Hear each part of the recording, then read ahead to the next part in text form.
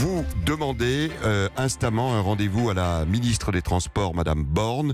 Le secteur des transports, nous dites-vous ce soir, a énormément souffert du mouvement des Gilets jaunes et vous attendez des compensations.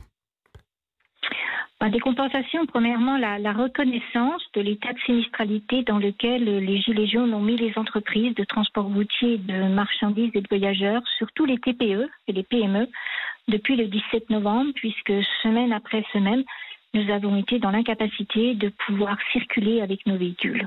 Vous parlez de sinistralité, le mot est fort, c'est une situation très difficile.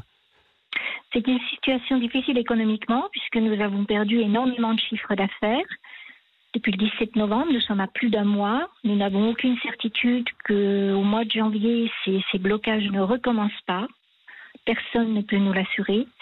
Nous avons des conducteurs routiers qui ont été bloqués pendant des jours et des nuits sur des ronds-points sans aucune possibilité de se nourrir ni d'avoir un minimum d'hygiène.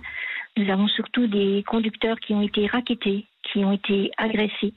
Nous avons eu des véhicules sous lesquels on a placé des lits de clous pour être certain que les cailloux ne partent pas.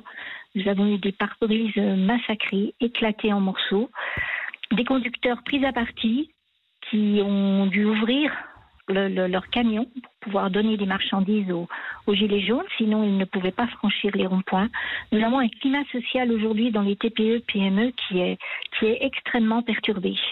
Qu'est-ce que vous allez continuer et nous allons demander, dans un premier temps, donc à la ministre des Transports de véritablement prendre en considération cet état de choc dans lequel sont les TPE, les PME, et surtout le manque à gagner que nous avons depuis des semaines et des semaines qui ne va pas rendre possible par les TPE et les PME le paiement des charges, des taxes qui sont normalement dues au trimestre du 1er janvier au 31 mars. Ça va être très très compliqué pour les entreprises.